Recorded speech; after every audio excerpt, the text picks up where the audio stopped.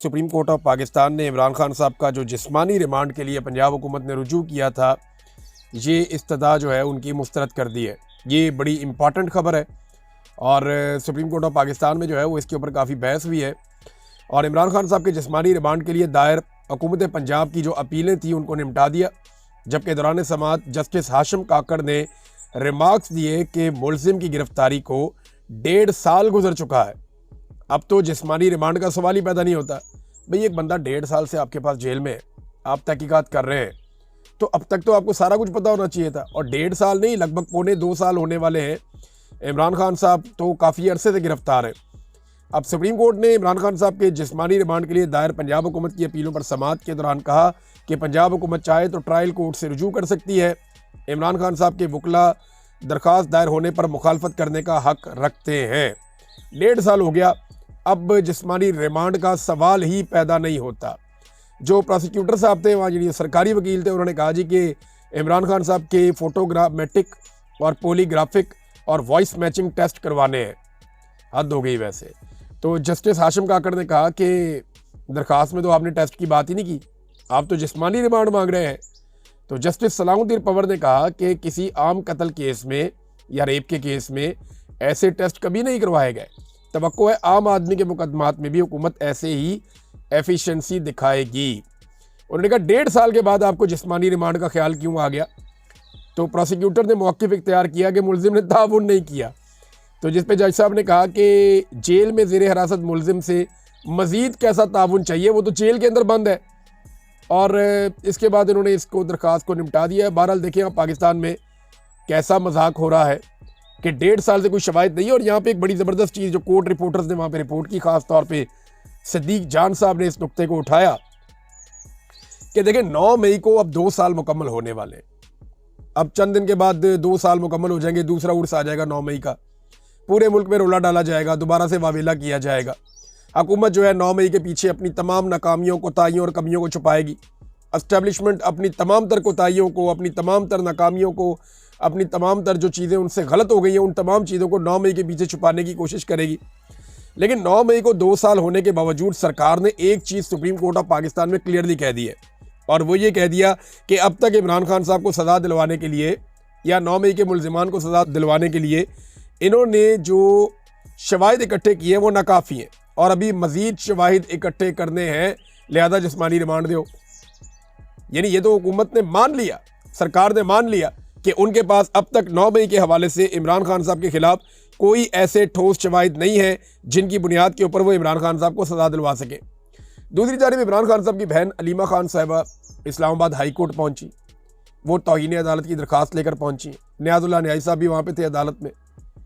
अब ये इसलिए गए कि भाई इमरान खान साहब से मुलाकात नहीं करवा रहे, 1 महीने से ज़्यादा गुजर गया है और उनकी बहनें, उनकी फैमिली मिलने के लिए जाती है, मुलाकात करवाते ही नहीं। और अदालत का हुक्म वहाँ पे मौजूद है। जो हाई कोर्ट है उसने बाकायदा लार्जर बेंच ने हाई कोर्ट के हुक्म दे रखा है, इसके बावजूद मुलाकात नहीं करवाई जा रही। तो ये तौहीन अदालत की दरख्वास्त लेकर पहुँच गए इस्लामाबाद हाई कोर्ट में। अब अलीमा खान साहिबा ने वहाँ पर बात करने की कोशिश की तो उन्हें वहाँ पर बात नहीं करने दी गई। जज साहब उठ के चले गए। नियाज़ुल्लाह न्याई साहब से थोड़ी सी बात की है।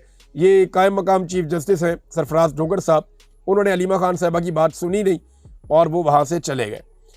ये हुआ कैसे, इस्लामाबाद हाई कोर्ट में इमरान खान साहब से मुलाकात ना कराने पर अलीमा खान और दीगर ने जस्टिस से बात करना चाहिए तो वो उठकर चले गए। जिसके बाद सहाफ़ियों से अलीमा खान ने गुफ्तगू की। उन्होंने कहा कि अगर चीफ जस्टिस उठकर चले गए हैं तो हमें इससे शिकवा नहीं करना, बल्कि हमें उनके साथ खड़े होना है, क्योंकि तौहीन अदालत हमारी नहीं जजेस की हो रही है। तौहीन तो जजों की हो रही है ना, उनके ऑर्डर्स को पाँव तले रौंदा जा रहा है, जूते की नोक पे रखा जा रहा है। अच्छा, दूसरी जानिब जो है वो ये नियाज़ुल्लाह न्याई साहब से थोड़ा सा कुछ रिपोर्टर ये भी बता रहे हैं कि वो खफा भी हुई कि आप मुझे मौका देते बात करने का, मैं जज साहब से बात करना चाहती थी। देखिए अब ये बार बार जाते हैं, कभी पुलिस इन्हें गिरफ्तार करके कहीं फेंक आती है, कभी कहीं छोड़ आती है, कभी वहाँ पे जिस होटल में ये पनाह लेते हैं उसको बंद कर देते हैं, जिस प्लाजा के अंदर जाते हैं वहाँ छोड़ देते हैं, वहाँ पे उसको बंद करवा देते हैं। कभी कहते हैं सड़क पे आप नहीं चल सकते, कभी इन्हें किसी जगह पे बेयारो मददगार छोड़ देते हैं, कभी बारिश में छोड़ आते हैं, कभी धूप में जलाते हैं।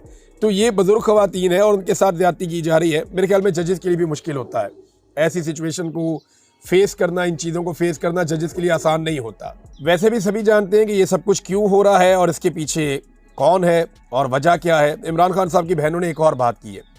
उन्होंने कहा जी यहाँ पे ना चीज़ों को आहिस्ता आहिस्ता नॉर्मलाइज़ किया जाता है। इमरान खान साहब को कैद तन्हाई में रखा गया, उनके ऊपर सख्तियाँ की जा रही हैं, इन चीज़ों को नॉर्मलाइज़ किया जा रहा है कि ये नॉर्मल चीज़ है।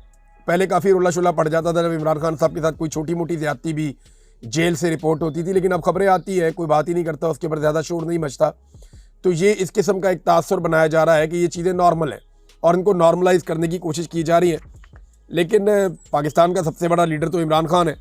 अब वो इतने आराम से तो चीज़ें उनके बारे में नॉर्मलाइज़ नहीं होंगी इस मुल्क में, लेकिन फिर भी एक कोशिश है जो की जा रही है।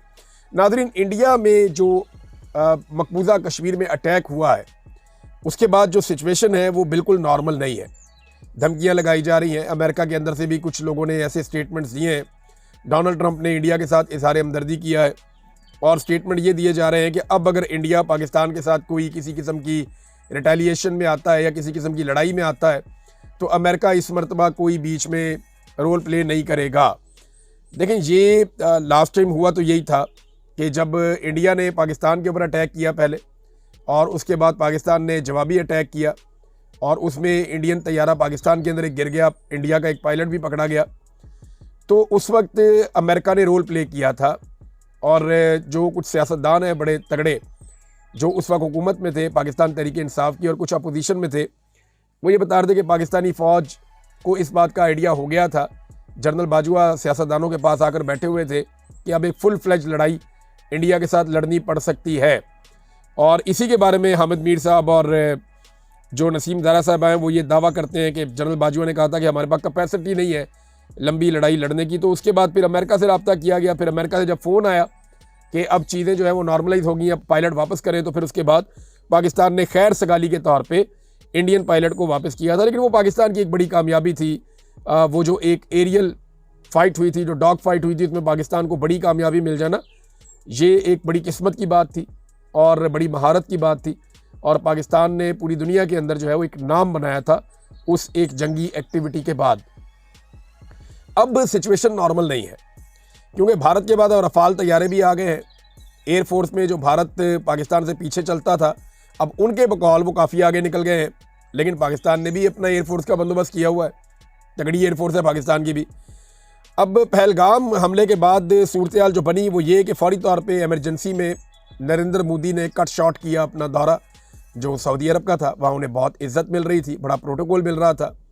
उन्हें सऊदी फ़ज़ाइया ने उन्हें सलामी दी, उन्हें अपने घेरे में लेकर उनके जहाज़ को लैंड करवाया, उन्हें प्रोटोकॉल दिया गया, 21 तोपों की सलामी दी गई। तो ये बड़ा प्रोटोकॉल था जो नरेंद्र मोदी को सऊदी अरब में मिल रहा था। तो उन्होंने अपना वो दौरा छोटा किया और फौरी तौर पे इंडिया वापस पहुँचे, न्यू दिल्ली कैपिटल में इंडिया के। और बाकी भी जो लोग इंडिया से बाहर, जो इम्पॉर्टेंट लोग इंडिया के मौजूद थे, वो भी वापस आए। जयशंकर से, अजीत डोवाल से और दीगर लोगों से एयरपोर्ट पहुँचते ही एयरपोर्ट के ऊपर नरेंद्र मोदी ने पहली ब्रीफिंग ली। और नेशनल सिक्योरिटी के एडवाइज़र हैं अजीत डोवाल, एक्सटर्नल अफेयर्स के मिनिस्टर हैं जयशंकर, इन सब के साथ उन्होंने वहाँ पे मुलाकात की। अब देखें, पाकिस्तान के अंदर ये तस्वीर अगर आती है, तस्वीर आप देखें ना, इसमें आप देखें नरेंद्र मोदी बैठे हैं, इनके साथ अजीत डोवाल बैठे हैं, इनके सामने जो है वो जयशंकर बैठे हैं, कुछ इनके स्टाफ के लोग हैं। लेकिन आप अजीब बात देखिए कि यहाँ पे इंडिया का आर्मी चीफ नहीं है। पाकिस्तान में ऐसी कोई भी तस्वीर हो तो जो सबसे ज़्यादा मरकज़ी हैसियत इख्तियार कर जाता है वो पाकिस्तान का आर्मी चीफ इख्तियार कर जाता है। इंडिया में डेमोक्रेसी है, लड़ाई करनी है या अमन रहेगा या जो भी चीज़ें करनी है उसका फ़ैसला सिविलियंस करते हैं। जो वहाँ के चौकीदार हैं या जो वहाँ के मुहाफ़िज़ हैं या फ़ौजी हैं वो सिर्फ फॉलो करते हैं।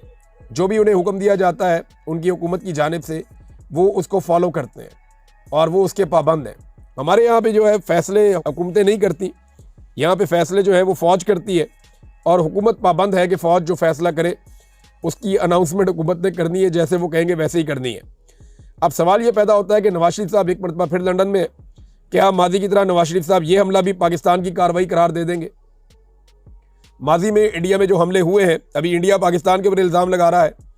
भारतीय मीडिया, भारतीय हुकूमती शख्सियात और बहुत सारे लोग फौरी तौर पर पाकिस्तान पर इल्ज़ाम धरना शुरू हो गए हैं कि पहलगाम के इलाके में जो 26 सयाहों का कत्लेआम हुआ है इसमें पाकिस्तान मुलव्विस है, हालांकि पाकिस्तान ने इसकी मजम्मत की है। और अब वो कह रहे हैं जी पाकिस्तान के अंदर हम स्ट्राइक करेंगे। ये बहुत सारे लोग ऐसी आवाज़ें उठा रहे हैं।